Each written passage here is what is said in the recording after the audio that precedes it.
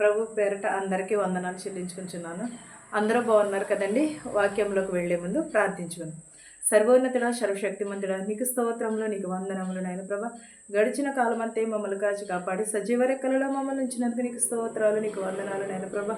నైనా నీకు స్తోత్రము నాయన ప్రభా. ఉదయకాలమంతే కాచి కాపాడి రాత్రి కాలమంతే మమ్మల్ని కాచి కాపాడి ప్రభా, నీ సన్నిధిలో నిలవబెట్టినందుకు నీకు లెక్కలేని స్తోత్రాలు నాయన.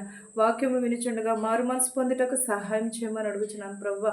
వినుట ద్వారా మాకు విశ్వాసం కలుగుటకు సహాయం చేయమని అడుగుచున్నాను ప్రభా. వినుచున్న వారికి, చూచుచున్న వారికి, ప్రతి ఒక్కరికి మారు మనసు దయచేయమని, నా ప్రార్థనను నీ పాసాన్ని చేర్చుకోమని నజరేయుడనే నామములో అడిగి వేడుకొనుచున్నాను తండ్రి, ఆమేన్. మొదటి ఆహ్వానం 4, 10, 11 అధ్యాయాలు వివరించుకుందామండి. ప్రియులారా, అనేకులైన అబద్ధ ప్రవక్తలు లోకంలోనికి బయలు వెళ్ళుచున్నారు గనుక ప్రతి ఆత్మను నమ్మక ఆయా ఆత్మలను దేవుని సంబంధమైనవేవో కావో మరి పరీక్షించి యేసుక్రీస్తు శరీరధారి అయి వచ్చెనని ఏ ఆత్మ ఒప్పుకునునో అది దేవుని సంబంధమైనది. ఏ ఆత్మ యేసును ఒప్పుకొనదో అది దేవుని సంబంధమైనది కాదు. దీనిని బట్టియే దేవుని ఆత్మను మీరెరుగుదురు. క్రీస్తు విరోధి ఆత్మ వచ్చిననే మీరు వినిన సంగతి ఇదే. ఇదివరకే ఆది లోకంలో ఉన్నది. ఏంటది? ప్రియులారా, అనేకులైన అబద్ధ ప్రవక్తలు లోకంలోనికి బయలు వెళ్ళుచున్నారు గనుక ప్రతి ఆత్మను నమ్మక ఆయా ఆత్మలను దేవుని సంబంధమైనవేవో కావో పరీక్షించుకోమంటున్నాడు మనం అబద్ధం ఆడేవారెవరో నిజమేమో చెప్పేవారు ఎవరో మనకు తెలుస్తూ ఉంటుంది కదా. ఎందుకంటే మనము నిజమనుకో నిలకడగలిగి ఉంటుంది, అబద్ధం అనుకో అబద్ధం ఆడినప్పుడు ఎదుటి వారితో మనము కూడా మాట్లాడలేము. మాట్లాడటానికి మనకి ఏమొస్తుంది? ఇగో అడ్డం వచ్చేస్తుంది. మనము అయ్యో నేను అబద్ధం చెప్పానని ముఖము చాటు వేసుకుంటారు. అదే నిజమైతే నిర్భయముగా మాట్లాడగలుగుతాము. అబద్ధం అంట ఊరంతా తిరిగి వచ్చేస్తుందంట. నిజమైతే ఇక్కడే ఉండిపోతుందండి. ఎందుకంటే అది నిజం కాబట్టి చెప్పడానికి కూడా ధైర్యం సరిపోదు చెప్పేవారికి. అబద్ధం అయితే మాత్రం ఊరు కూడా తిరిగి వచ్చేస్తూ ఉంటుందంట. అలాగే అబద్ధ ప్రవక్తలు ఎవరో, నిజమైన ప్రవక్తలు ఎవరో ఎరిగి ఉండాలి మనము. అబద్ధ ప్రవక్తలు ఎవరో, నిజమైన ప్రవక్తలు ఎవరో మనము తెలుసుకోవాలి. అబద్ధ ప్రవక్తలనే ఎక్కువ నమ్ముతాం, ఎందుకంటే అబద్ధానికి ఎక్కువ శక్తి కదా మరి. అందుకని మనం ఏం చేస్తామంటే అబద్ధ ప్రవక్తలనే నమ్ముతాము, అబద్ధ బోధకులనే నమ్ముతాము. నీతిగా నిజాయితీగా అనుసరించే వారిని ఎవరిని కూడా నమ్మరు. ఎందుకంటే అబద్ధానికి ఉన్నంత వేగము నీతి నిజాయితీకి ఉండదు. నిజముగా మనం బోధిస్తే ఎవరిని కూడా నమ్మరు. అదే అబద్ధాలు లేనిపోని కల్పితమైనవి చెప్తూ ఉంటే అనేక మంది నమ్ముతూ ఉంటారు.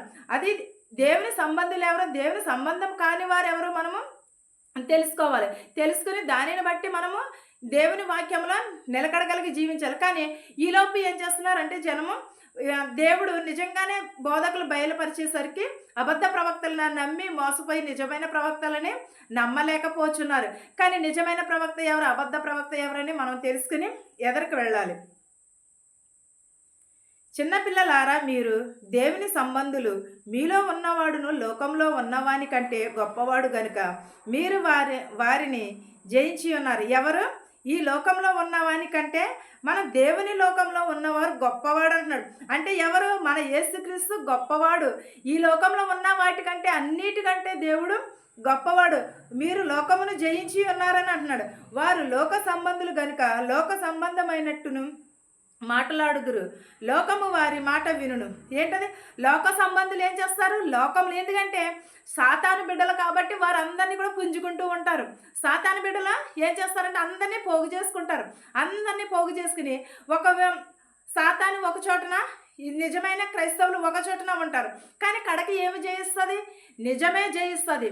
మనం నిజమును జయించగలుగుతాము. మనం ఈ లోకంలో ఉన్న వాటికంటే ఇక్కడ దేవుడు గొప్పవాడని చెప్పుచున్నాడు.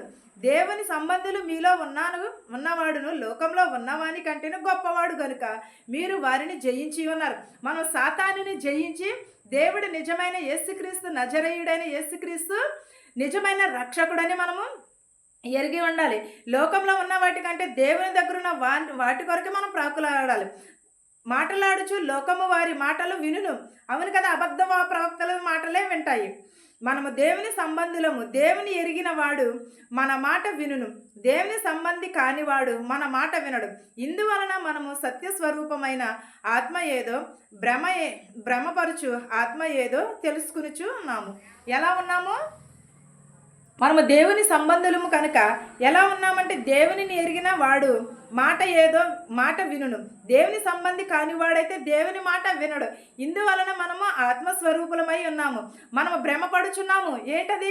అబద్ధ ప్రవక్తలను చూసి మనము భ్రమపడుచున్నాము. నిజమైన రక్షకుడని యేసుక్రీస్తు నమ్మలేకపోచున్నాము. కానీ నిజమైన యేసుక్రీస్తునే మనము నమ్మి ఉండాలి. మనము ఆత్మ ఏదో తెలుసుకునిచున్నాము. ఏది? ఆత్మ ఏదో భ్రమ ఏదో మనము తెలుసుకుని దేవుని వాక్యంలోనికి ముందుకు వెళ్ళాలి. ప్రియులారా, మనము ఒకరినొకడు ప్రేమింతుము. ఏలయనగా ప్రేమ దేవుని మూలంగా కలుగుచున్నది. ప్రేమించు ప్రతివాడును దేవుని మూలముగా పుట్టినవాడై దేవునిని ఎరుగును. ఎలాగా? మనము ఒకరినొకడు ప్రేమించుకున్నాం. ఒకరినొకడు ఎవరు ప్రేమించుకుంటున్నారు ఈ రోజుల్లోని? డబ్బు ఉన్నవాడికే విలువ, డబ్బు లేని వాడికి విలువ అనేదే లేదు ఈ రోజుల్లోని. కానీ మాటకారులకే విలువ. మాట గట్టిగా ఎవరు మాట్లాడితే వారి మాటే నిజము. ఒకవేళ మనం నెమ్మదిగా మాట్లాడామనుకో మనము మంచివాళ్ళం కాదు. కానీ ఒకవేళ వారి మాట ఎదిరించినాను కూడా మనల్నే చెడ్డవారు. కానీ దేవుడు ఏమంటున్నాడు? నిజమైన వారెవరో అబద్ధమైన వారెవడో దేవుడే కనుపరుస్తానంటున్నాడు. మనము భ్రమ పడవద్దని అంటున్నాడు. ఒకరినొకరు ప్రేమించుకునుడే అని అంటున్నాడు. ఒకరినొకరు ప్రేమ కలిగి ఉంటే అనేకమైన పాపములను కప్పును. మనం ప్రతి వారం దేవుని మూలంగా పుట్టినది ప్రేమ. దేవుడు ప్రేమ మనకి పంచి ఉన్నాడు. మనం కూడా దేవుని బిడలం కాబట్టి మనం కూడా మన సహోదరులకు కానీ ప్రతి ఒక్కరికి కూడా మనము దేవుని ప్రేమను పంచి ఉండాలి. ఎందుకంటే దేవుడు మనకి ఇచ్చిన ప్రేమను ప్రతి వారికి కూడా మనం పంచాలి. మనము ఆయన ద్వారా జీవించినట్లు దేవుడు తన అద్వితీయ కుమారుని లోకములోనికి పంపెను. దీని వలన దేవుడు మన యందు ఉంచిన ప్రేమ ప్రత్యక్షపరచబడును. ఏంటది? మనము ఆయన ద్వారా జీవించినట్లు దేవుడు అద్వితీయ కుమారునిగా లోకములోనికి పంపెను. దీని వలన దేవుని అందించిన ప్రేమ ప్రత్యక్షపరచబడిన. దేవుని యొక్క అందించిన ప్రేమ మనకి ఎలా ఉంటుంది? ప్రత్యక్షపరచబడుచున్నది. ప్రత్యక్షపరచబడుచున్నంత వరకు కూడా మనం ఏమి చేయాలి? దేవునిని ప్రేమిస్తూ ఉండాలి. మన సహోదరుని దేవునిని ఎలా ప్రేమిస్తున్నామో మన తోటి వారిని కూడా అలాగే ప్రేమించాలి. మనం ప్రేమ కలిగి జీవించాలి. మనము దేవుని ప్రేమించితమని కాదు తానే మనల్ని ప్రేమించి మన పాపములకు ప్రాయశ్చిత్తమై ఉండుటకు తన కుమారుని పంపెను. ఇందులో ప్రేమ ఉన్నది.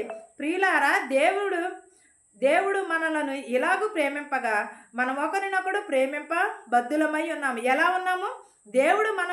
మనము దేవునిని ప్రేమించితమని కాదు కానీ మనలను ప్రేమించిన దేవుడు మన పాపములను ప్రాయశ్చిత్తమై ఉండుటకు తన కుమారుని పంపాను. ఎవరిని పంపి ఉన్నాడు? యేసుక్రీస్తు వారిని పంపి ఉన్నాడు. ఎందుకంటే మన పాపముల ప్రాయశ్చిత్తము ఆయన లేఖనములు నెరవేర్చడానికి వచ్చి ఉన్నాడు అని అనుకుంటున్నామే కానీ ఆ లేఖనములు ఎవరివి, ఆ తప్పులు ఎవరివి, ఆ అబద్ధాలు ఎవరివి అని ఒక్కసారైనా మనం పరిశీలన చేసుకుంటున్నామో మన హృదయంలో మనము ఎప్పుడైనా సరే ఎదుటి వారి మీదనే నెట్టేస్తాం. కానీ మన పాపములు కానీ మనం అబద్ధ బోధన కానీ లేకపోతే అబద్ధపు మాటలు కానీ అబద్ధపు చేష్టాలు కానీ ఎదుటి వారి మీదకే నెట్టేస్తూ ఉంటాం. కానీ మనం ఏంటనేది ఒక్కసారి మనలను మనం పరిశీలన చేసుకుంటున్నామా? దేవుని ప్రేమ మనలో ఉన్నది. దేవుడు మనలను ఆయన రూపంలో సృజించి ఉన్నాడు కాబట్టి మనము దేవుని బిడలం అయి ఉన్నాము కాబట్టి ఇంకెంత ప్రేమను కలిగి ఉండాలి? దేవుని ప్రేమ మనకి పంచి ఉన్నాడు. మనం కూడా మన సహోదరులకు కానీ మన తోటి వారికి కానీ మనము ప్రేమను పంచుచున్నామా? ఎప్పుడైనా ఒక్కసారైనా సరే పరిశీలన చేసుకుంటున్నామా? మన హృదయాన్ని మనం దేవుడు ప్రత్యక్షపరచబడుచున్నాడు మన కొరకు. ఏంటది? ఆయన ప్రేమ. మనము దేవుని ప్రేమించితమైతే కాదు కానీ మనలను ప్రేమించిన మన పాపములకు ప్రాయశ్చిత్తమై ఉండుటకు తన కుమారుని పంపెను. ఇందులో ప్రేమ ఉన్నది. తన కుమారుని మన పాపముల కొరకు పంపి ఉండుటలో ప్రేమ ఉన్నది, కనికరం ఉన్నది, ఆయన దయ ఉన్నది, ఆయన జీవ కిరీటమును మనకి ఇచ్చి ఉన్నాడు. మనం ఎప్పుడూ కూడా దేవుడు మనకు తన ప్రేమను పంచినప్పుడు మన సహోదరులకు కూడా ప్రేమ పంచాలి. దేవుడిని ప్రేమిస్తూ కాదు, మన శత్రువుని ప్రేమించాలి. మనల్ని ప్రేమించిన వారిని ప్రేమించటం కాదు, మనల్ని ప్రేమించిన వారిని ప్రేమించాలి. గాంధీ గారు ఒక చెంప మీద కడితే ఇంకొక చెంప చూపించమన్నారు. కానీ ఇప్పుడున్న పరిస్థితులను బట్టి అయితే ఒక చెంప మీద కొట్టేలోపే 10 దెబ్బలు కొట్టేస్తారు. ఏంటది? అది దేవుడు కూడా అంతే కదా. మీద ఉమ్మొస్తే ఉమ్ముని చెరుపుకున్నాడు కానీ దేవుడు ఒక్క మాట అయినా సరే అన్నాడా? లేదు కదా. ఒక చెంప మీద కొడితే ఇంకొక చెంప మీద చూపించమని చెప్పాడు దేవుడు కూడా. మన దేవుడు కూడా. గాంధీ గారనే కాదు, యేసుక్రీస్తు చెప్పిన మాటలే గాంధీ గారు కూడా చెప్పి ఉన్నారు. అంత గొప్ప వాళ్ళు దేవుని అనుసరించి నడుచుకున్నారు. కానీ చిన్నపాటి పేదవాళ్ళమైన మనం ఏం చేస్తున్నాము? మనం చిన్నపాటి భక్తులమైన మనం దేవుని ఎడల మనం ఎలా ఉంటున్నాము? ఎప్పుడైనా మన హృదయాన్ని మనం పరిశీలన చేసుకున్నాం. నీతులు చెప్పడానికి చాలా బాగుంటాయి, అవి ఎదుటి వారికి చెప్పడానికే కానీ మనం ఆచరించడానికి పనికిరామంటారా? ముందు మనము పాటించాలి. తర్వాత ఎదుటి వారిని మనము ప్రేమించాలి. మన శత్రువుని మనం ప్రేమిస్తే దేవుడు కూడా మనల్ని ప్రేమిస్తాడు. మన శత్రువుని క్షమిస్తే దేవుడు మనలను కూడా క్షమిస్తాడు. కొంతమంది ఈ ఉన్న పరిస్థితులను బట్టి అయితే ఏం చేస్తున్నారంటే, అది ఒకవేళ మనం మాట్లాడకపోతే ఏమంటారు, మనం చేతకానిదిరా అని అంటూ ఉంటారు. కానీ అలాగ కాదు కదా. మనం చేతనైనా చేత కాకపోయినా దేవుని యందు మనం భయమును భక్తిని కలిగి ఉండాలి. దేవుని ప్రేమ మనలో ఉన్నది. మనము దేవునికి లోబడి ఉండాలి. యెహోవా యందు భయభక్తులు కలిగి ఉండాలి. ఆయన త్రోవలు సరళము చేయాలి. దేవుని రాకడ సమీపంలో ఉన్నది. ప్రతి ఒక్కరూ కూడా మారు మనసును కలిగి ఉండాలి. ప్రతి ఒక్కరూ కూడా దేవుని యందు భయమును భక్తిని కలిగి ఉండాలి. ఈ వాక్యమును మీకును మాకును మనందరికీ తోడయ్యుండును గాక. ఆమేన్. ప్రార్థించుకుందాం. స్తుతి సర్వోన్నతుడా, సర్వశక్తిమంతుడా, నీకు స్తోత్రములు నాయనా. మా శత్రువుల మిత్రువులని దీవించినాను ప్రభా, ఆశీర్వదించినాను ప్రభా. ధనికులనేమి భేదాలనేమి దీవించమని అడుగుచున్నాం ప్రభా. అనేకమైన పాపములు దోషములు చేసి ఉంటే క్షమించమని అడుగుచున్నాం ప్రభా. నేను గుడ్డి వారిని, మోగవారిని, చెవిటి వారిని ప్రభా బాగు చేయమని అడుగుచున్నాము నాయన ప్రభా. వృద్ధాప్యంలో ఉన్నవారిని, నడివయసులో ఉన్నవారిని, అంగవైకల్యం కలిగిన వారిని ప్రతి ఒక్కరిని ప్రభా దీవించి ఆశీర్వదించమని అడుగుచున్నాము నాయన ప్రభా. యవనరాలని, బాలింతలని, బాలికలని దీవించమని అడుగుచున్నాం ప్రభా. జ్వరములతో బాధపడుచున్న వారిని స్వస్థపరచమని అడుగుచున్నాము నాయన ప్రభా. ప్రతి ఒక్కరి కుటుంబంలో ప్రభా మనశ్శాంతిని దయచేయమని అడుగుచున్నాం ప్రభా. ప్రతి ఒక్కరికి ప్రభా నీ మెండైన దీవెనలను కుమ్మరించమని అడుగుచున్నాం ప్రభా. విరిగి నలిగిన హృదయమును దయచేయమని అడుగుచున్నాము నాయన ప్రభా. యాక్సిడెంట్ అయ్యన్నారు ప్రభా అని కూడా స్వస్థపరచమని అడుగుచున్నాం ప్రభా. అనేకమైన వ్యాధులతో బాధలతో ఉన్నారు నాయన ప్రభా. వారందరినీ స్వస్థపరచమని అడుగుచున్నాను నాయన ప్రభా. గర్భిణీ స్త్రీలకు సిలువైన కనుక దయచేయమని అడుగుచున్నాం ప్రభా.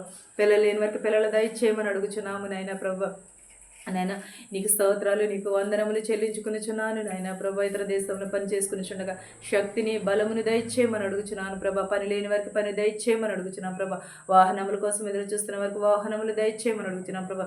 బిజినెస్ల కోసం ఎదురు చూస్తున్న వారికి సరైన సహాయం దయచేయమని అడుగుచున్నాం ప్రభా. బస్సులో వెలిచినటువంటి, రైల్లో వెలిచి, ఆటోలోని, ట్యాక్సీలు, బళ్ళ మీద వెలిచినారు ఎవరెవరైతే ఏ వాహనంలో అయితే నడుపుచున్నారో ప్రభా వారిని సురక్షితంగా వారి గృహాలకు చేర్చమని అడుగుచున్నాను ప్రభా. ప్రతి ఒక్కరి కుటుంబంలో ప్రభా నీ దయను, నీ కనికరమును దయచేయమని అడుగుచున్నాను ప్రభా. ప్రతి ఒక్కరికి మారు మనసు దయచేయమని అడుగుచున్నాను ప్రభా. ఇంకా ఎవరినైతే మర్చిపోయింటే వారందరినీ కూడా దీవించి ఆశీర్వదించమని అడుగుచున్నాను ప్రభా. తెలిసిన వారిని కానీ తెలియని వారిని కానీ ప్రభా పేరు పేరు చొప్పున దీవించి ఆశీర్వదించమని అడుగుచున్నాను తండ్రి. ఆమేన్. పరలోకమందున్న మా తండ్రి, నీ నామము పరిశుద్ధపరచబడును గాక, నీ రాజ్యం వచ్చును గాక, నీ చిత్తము పరలోకమందు భూమియందు నెరవేరినట్లును మా నిదిన ఆహారం నేడు మాకు దయచేయము. మా రుణస్తులను మేము క్షమించిన ప్రకారము మా రుణములను క్షమించుము. దుష్టుని నుండి, శోధన నుండి తప్పించుము.